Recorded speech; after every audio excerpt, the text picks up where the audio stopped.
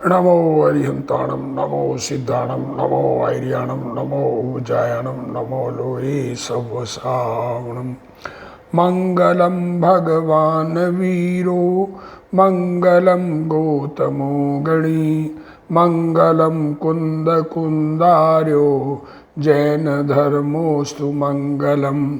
सर्वमंगल मांगल्यम सर्वकल्याणकारकम प्रधानम सर्वधर्माणम जैनम जयतु शासनम।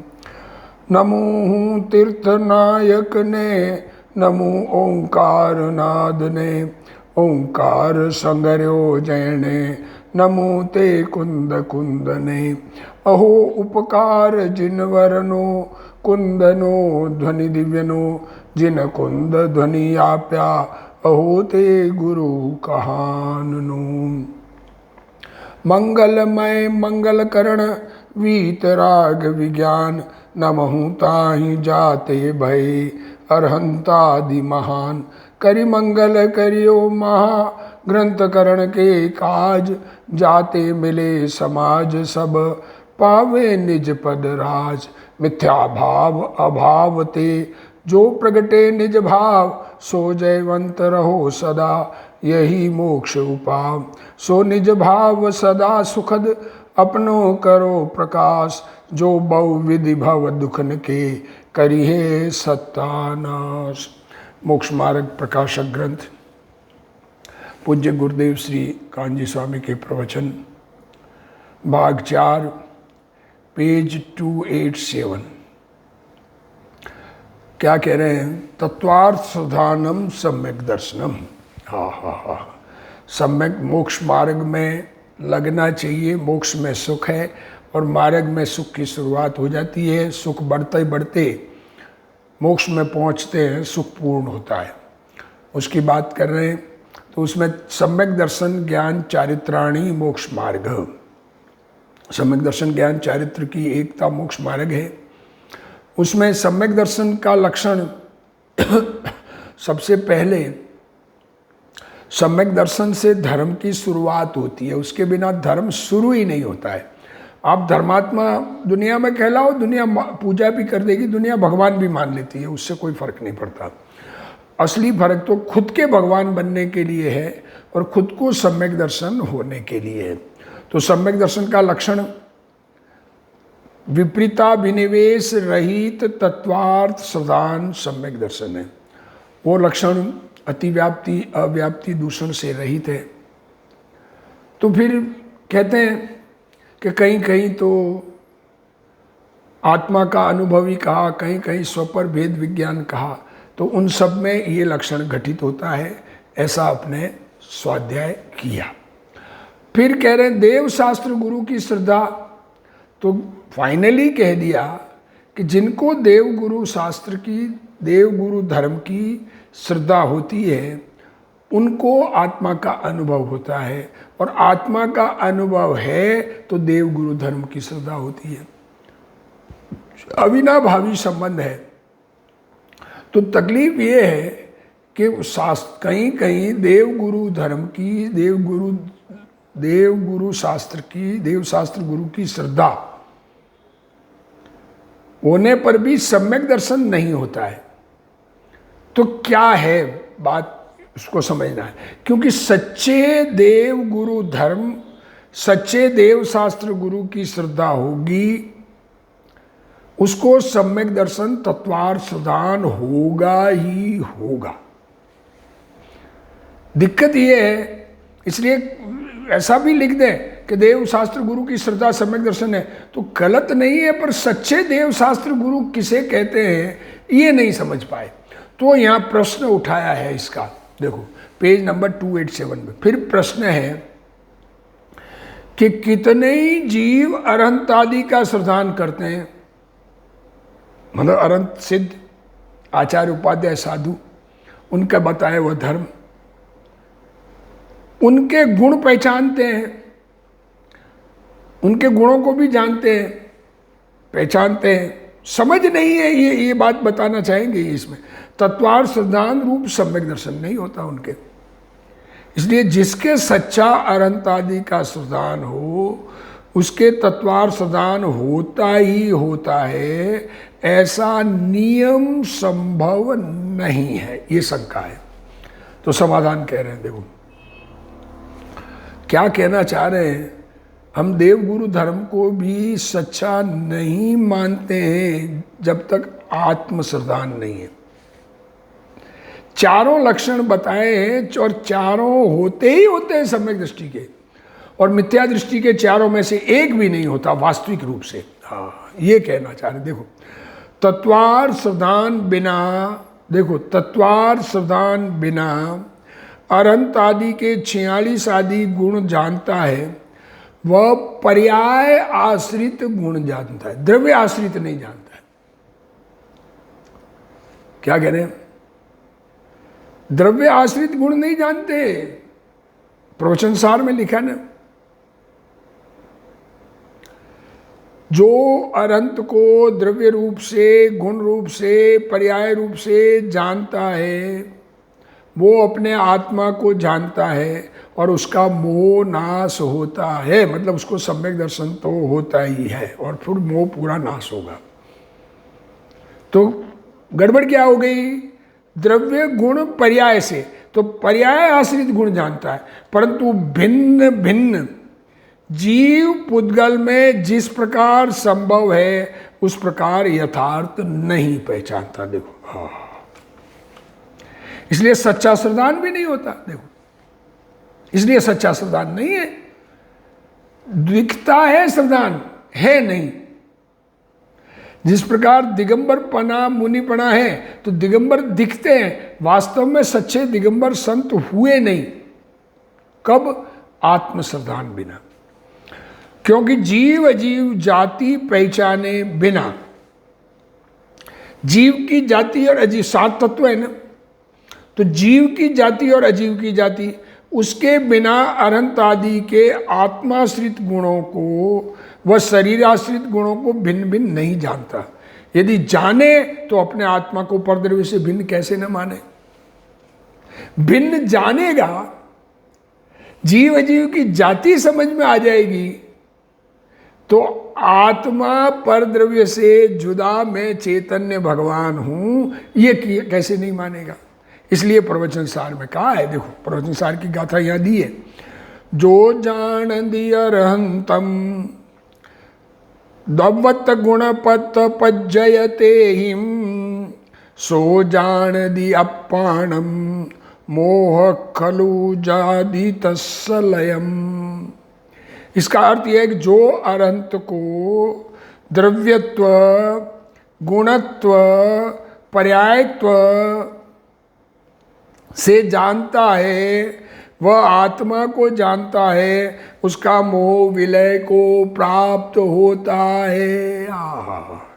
इसलिए जिसके जीवादि तत्वों का श्रद्धान नहीं है, उसके अनंत आदि का भी सच्चा श्रद्धान नहीं है। अरे उनको कर्ता मानता है, अन्य मत ऐसे ऐसे है।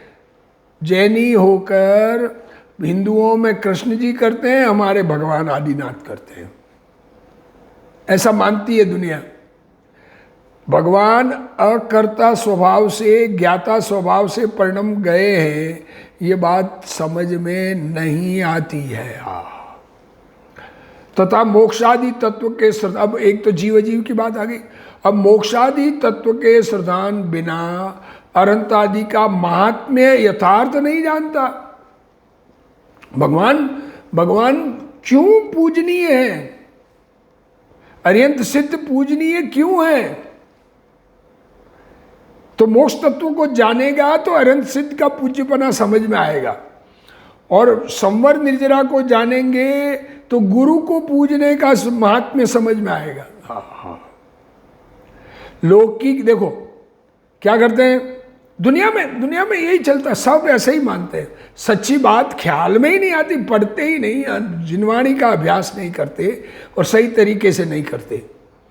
इसलिए गुरुदेव श्री इसका, ये तो अभी तो पंडित जी कह रहे हैं, पंडित जी ने खुलासा किया, टोडरमल जी ने, फिर गुरुदेव श्री भी यही बात का खुलासा करेंगे।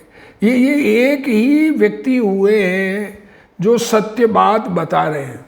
हाँ देखो, लौकिक अतिशयादि से अनंता का, देखो अनंत को महान क्यों मानता है? बाहर के अतिशय, दुनिया में भी मूर्ति का अतिशय, मूर्ति में से पानी जल गया, मूर्ति में से ये हो गया, क्या क्या करना है। और तपचरण आदि से गुरु का, उपवास आदि करते हैं बहुत, वो बड़े महान संत हैं, पैदल चलते हैं सब नंगे पांव, हमसे तो गर्मी सहन नहीं होती, धूप में हमारे पांव जल जाते हैं। और पर जीवों की अहिंसा आदि से, दूसरे जीवों की रक्षा से धर्म समझता है, धर्म की महिमा जानता है। अरे अपनी रक्षा, अपने में राग उत्पन्न होकर अपनी हिंसा कर रहा है। आत्मा में राग की उत्पत्ति होना सबसे बड़ी हिंसा है, वो नहीं ख्याल में। सो यह पराश्रित भाव है, तीनों पराश्रित, लौकिक अतिशय से अनंत को, तपचरण आदि से गुरु को, और दूसरे जीवों की अहिंसा से धर्म को, तथा आत्माश्रित भावों से अनंत आदि का स्वरूप, आत्माश्रित भाव से अनंत आदि का स्वरूप। अनंत का आत्मा क्या कर रहा है? मुनिराज का आत्मा क्या कर रहा है? और धर्म में, धर्म प्रकट होने पर आत्मा में क्या परिवर्तन होता है?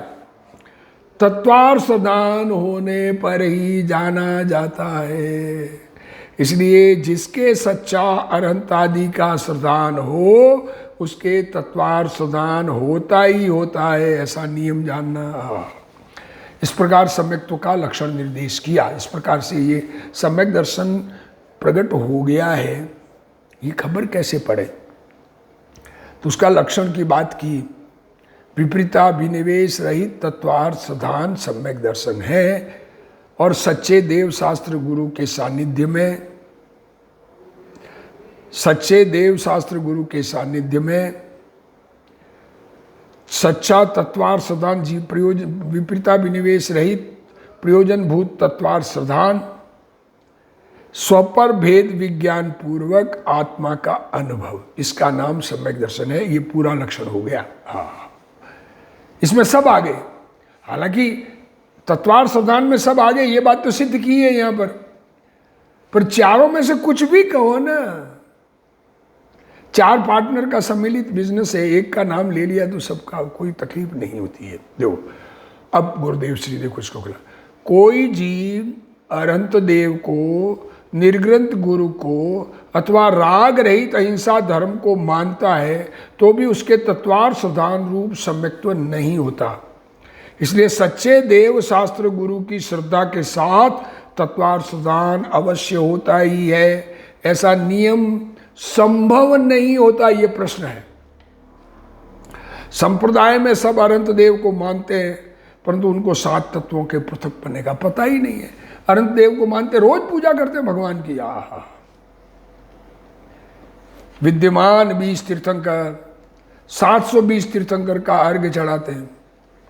कहाँ हुए, कैसे हुए, नहीं पता। 720 तीर्थंकर किस प्रकार से हुए, ये नहीं पता।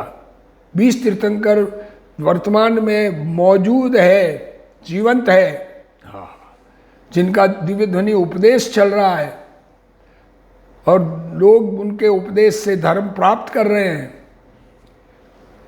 विदेश क्षेत्र में। ये बात कैसे समझ में आवे लोगों को? क्योंकि लोगों को विश्वास वैज्ञानिकों का है, दिगंबर संतों का, सच्चे संतों का नहीं है। उत्तर देखो, अज्ञानी जीव सच्ची श्रद्धा के बिना अनंत के 46 गुणों को जानता है, परंतु आत्मा शुद्ध चैतन्य मूर्ति है, वह राग तथा शरीर की क्रिया नहीं करता, ऐसा भान उसको नहीं है। वह जीव जीव की जाति को नहीं पहचानता, और उसे जाने बिना अनंत के अरूपी निर्विकारी गुण कैसे होते हैं? आत्मा क्या कर रहा है? अरिंद का आत्मा क्या कर रहा है? बाहर में अतिशय तो दुनिया में दिखते हैं, आत्मा में 4 गुण प्रकट हुए अरिंद के। ज्ञानावर्ण के अभाव से सर्व ज्ञान, दर्शनावर्ण के अभाव से सर्व दर्शन, मतलब केवल ज्ञान, केवल दर्शन, केवल सुख और केवल शक्ति। तो ये चार गुण आत्मा में क्या है, उनका स्वरूप क्या है? भगवान को करने वाला माने, अरे करना तो छूटा तब सर्वज्ञान प्रकट हुआ है। हाँ, और देखो क्या कर रहे हैं, उनके शरीर आश्रित गुण कैसे होते हैं उसका भी उसको पता नहीं। देखो क्या कह रहे, ये शरीर आश्रित किस प्रकार बने, शरीर आश्रित गुण भी कैसे होते हैं ये भी नहीं पता। देखो क्या कह रहे, उन्होंने तो कहा कि पंडित जी ने तो कहा आत्मा के गुण नहीं मालूम, शरीर आश्रित गुणों से जानता है।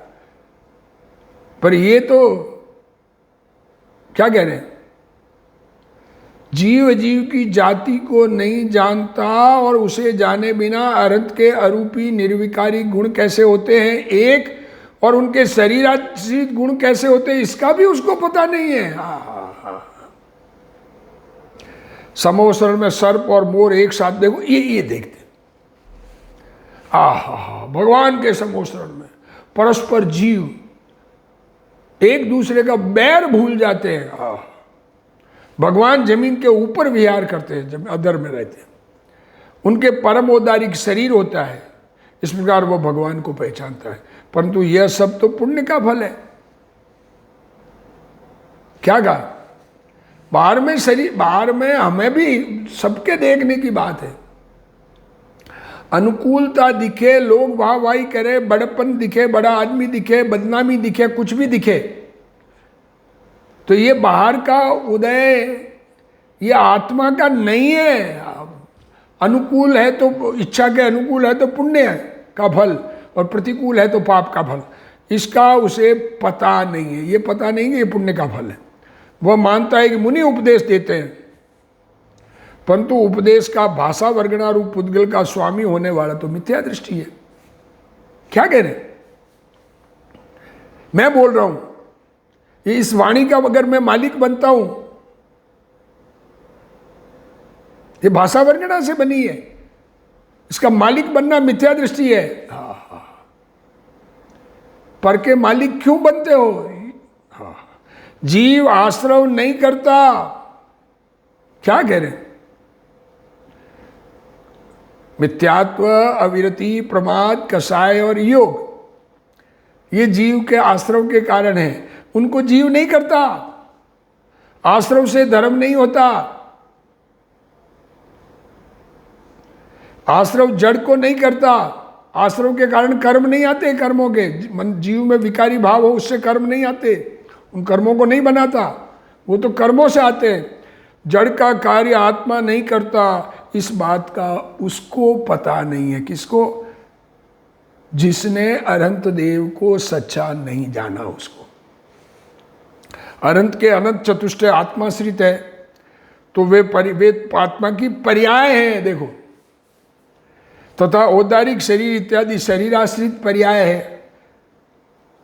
मिक्स पर्याय को एक मत, अनंत का शरीर कैसा है और आत्मा कैसा है, और वो आत्मा की कैसा है वो भी पर्याय है। पर्याय है तो किसकी है? वो भगवान मैं हूं। गुण त्रिकाल है और अवस्था नई प्रकट होती है। अज्ञानी को आत्मा की पर्याय का तथा शरीर आश्रित पर्यायों की भिन्नता का पता नहीं है।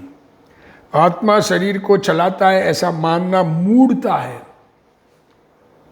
अरे मैं हूं तो शरीर चलता है, दुनिया सारी पागल जगत में। मोह महामद पियो अनादि, भूल आपको भरमतवादी। अनादि का मोह रूपी मदिरा पी हुई है। सब मोह रूपी मदिरा जब तक दर्शन मोह उपशांत नहीं हो तब तक ये बात समझ में ही नहीं आती कि शरीर का काम मैं नहीं करता हूं। जड़ की क्रिया जड़ से होती है, आत्मा से नहीं होती। आत्मा एक क्षेत्र में होने पर भी, आत्मा और शरीर ये एक है, निमित्त नैमित्तिक संबंध है। तथा इच्छा होने पर भी देखो कितनी बार पैरों का चलना नहीं होता। देखो ये एक क्षेत्र है, चलने की इच्छा हुई, पैर हटे ही नहीं, जगह नहीं छोड़ते।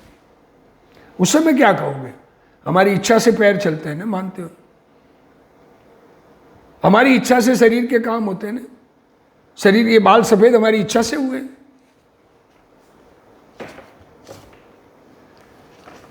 इच्छा हो और भाषा न निकले, नहीं बोली जाती, क्योंकि वह स्वतंत्र है।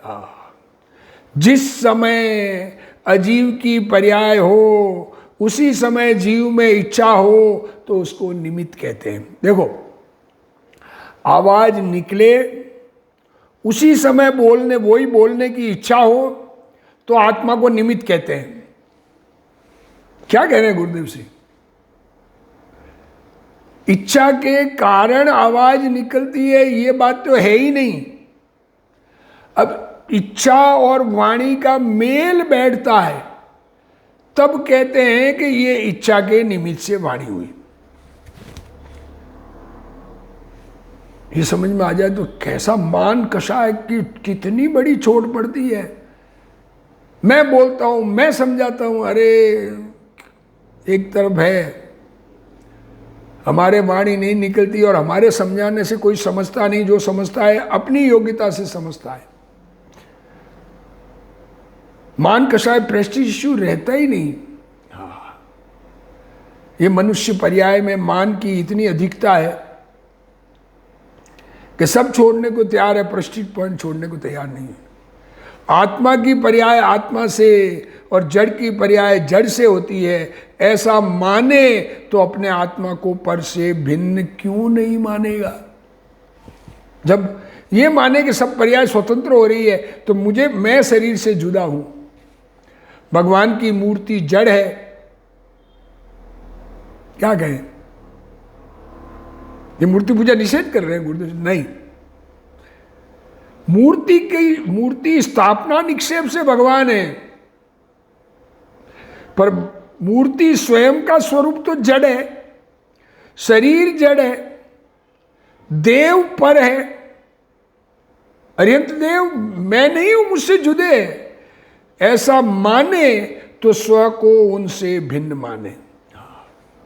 अज्ञानी मानता है कि मुझको मूर्ति से लाभ होता है। देखो, मूर्ति साहब और साहब कितनी मनोहारी मूर्ति भगवान की।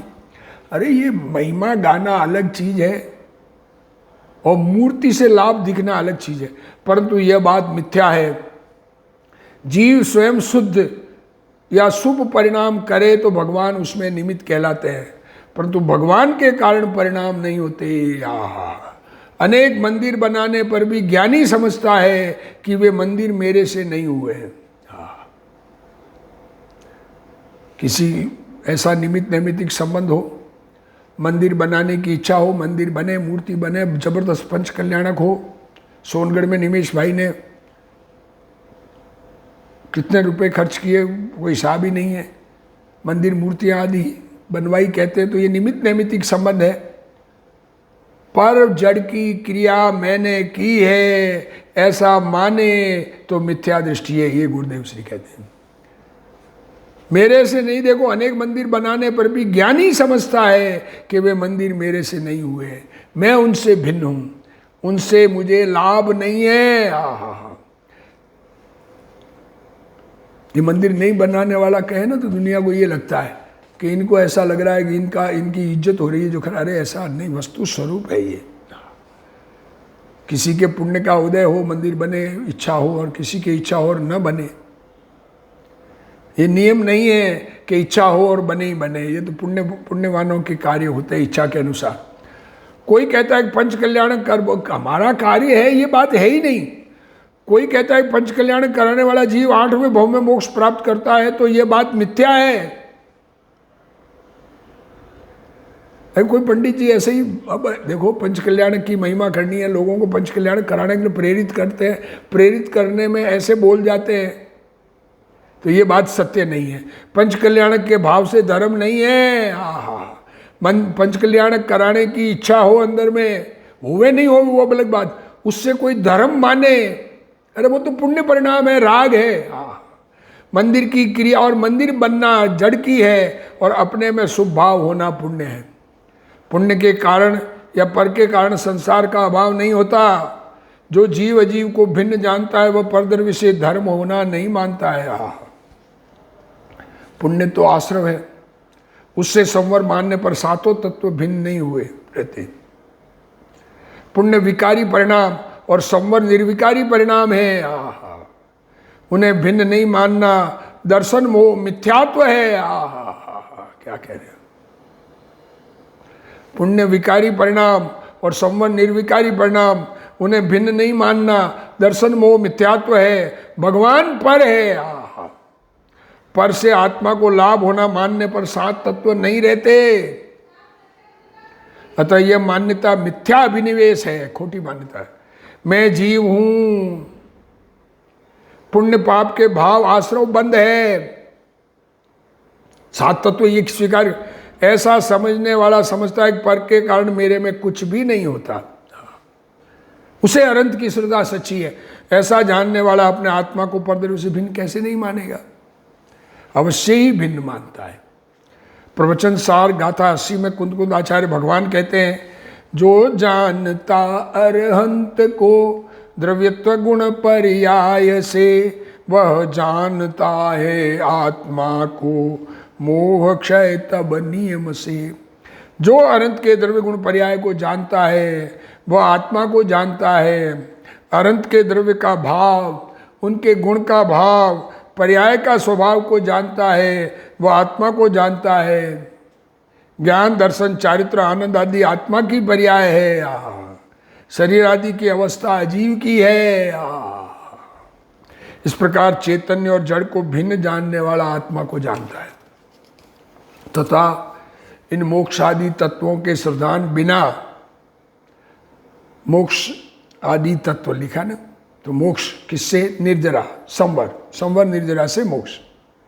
और अभी संसार में क्या है, आश्रव बंद, और जीव से अजीव जुदा। ये इनके श्रद्धान के बिना अनंत आदि का महात्म्य भी यथार्थ नहीं आता, महिमा ही नहीं आती भगवान की सच्ची।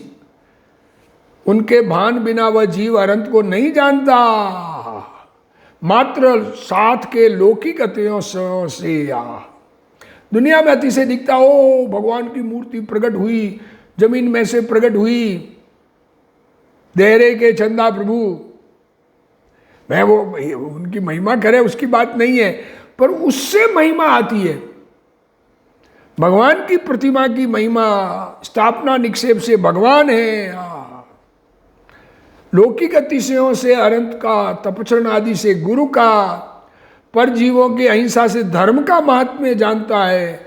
जहाँ प्रभु विराजते हैं वहाँ मारकाट आदि नहीं होती। यह अनंत का महात्म्य नहीं है, पुण्य का महात्म्य है, अतिशय है। यह तो पुण्य का महात्म्य है। पुण्य का महात्म्य आने वाले को चैतन्य का महात्म्य, जिसको पुण्य की महिमा, उसको आत्मा की महिमा नहीं। सात तत्वों की श्रद्धा के बिना अनंत का महात्म्य नहीं आता। मान स्तंभ को देखकर गौतम का मान गल गया, ऐसा मानने वाले को बाहर का महात्म्य आता है। अरे अंदर में परिवर्तन हुआ, आत्मा में। क्या कहना चाह रहे हैं भगवान, अरे मेरा चैतन्य भगवान आत्मा पर्याय से जुदा, त्रिकाली ध्रुव, ये अवस्थाएं मेरी नहीं है, ये बाहर के शरीर आदि तो मेरे नहीं है, ये तो बात ठीक है। मान स्तंभ आदि अजीव पदार्थ है, जीव उनकी क्रिया नहीं कर सकता। शुभ राग होवे तो उनको निमित्त कहा जाता है। देखो क्या कहना, शुभ भाव हो तो निमित्त कहा जाता है। मंदिर मूर्ति, भगवान की मूर्ति से शुभ भाव होते हैं, कोई ये माने तो मूर्ति छुड़ाने का भाव कैसे आ जाता है। मूर्ति से अगर शुभ भाव आते हो तो जिसको शुभ भाव हो उसको मूर्ति निमित्त है। मूर्ति देखकर शुभ भाव आया तो मूर्ति निमित्त हुई, और जिसको चोरी का भाव आया उसके क्या होगा। पर वह भगवान की महिमा ये है कि उनको देखकर शुभ भाव हो, उनको देखकर अपना स्वभाव समझ में आवे, अपना धर्म समझ में आवे। भगवान को केवल ज्ञान प्रकटने पर उनको क्षुधा तृषा नहीं होती। सर्व ज्ञान होने के बाद भूख प्यास लगे कि नहीं लगती, ये बात सत्य है, परंतु इतने मात्र से अनंत को पहचानना भूल है। तथा तपचरण से गुरु को पहचानता है, वो भी उचित नहीं है क्योंकि गुरु मुनिराज भीषण सर्दी में भी वस्त्र नहीं रखते, दिन में एक बार आहार लेते हैं, केस लॉन्च करते हैं इत्यादि से अज्ञानी गुरु की महिमा करता है। तथा मुनि इंद्रिय दमन करते हैं, 5 इंद्रियों को की रिक्वायरमेंट नहीं है उनको, इंद्रियों के रिक्वायरमेंट के अनुसार कार्य नहीं करते हैं, उसका नाम इंद्रिय दमन है। नंगे पैर से गमन करते हैं, नंगे पांव चलते हैं गर्मी धूप आदि में, 28 मूल गुणों का पालन करते हैं। इनसे मुनि को पहचानना भी यथार्थ पहचान नहीं है। ये सच्चे देव शास्त्र गुरु को समझ ले, सच्चे देव गुरु धर्म को समझ ले तो अपने आत्मा को समझे बिना नहीं रह सकता, और आत्मा को समझे तो तत्वार्थ श्रद्धान उसमें शामिल है, ये बात समझाई गई है। अरे सत्य धर्म को सब प्राप्त हो, इसी भावना के साथ आज का स्वाध्याय पूर्ण करते हैं। हे जिनवाणी भारती तोई जपूं दिन रैन, जो तेरा शरणा गए सो पावे सुख चैन। जा वाणी के ज्ञान ते सूझे लोकालोक, सो वाणी मस्तक नमो सदा दे तू ढोक। जिनवाणी मात की जय।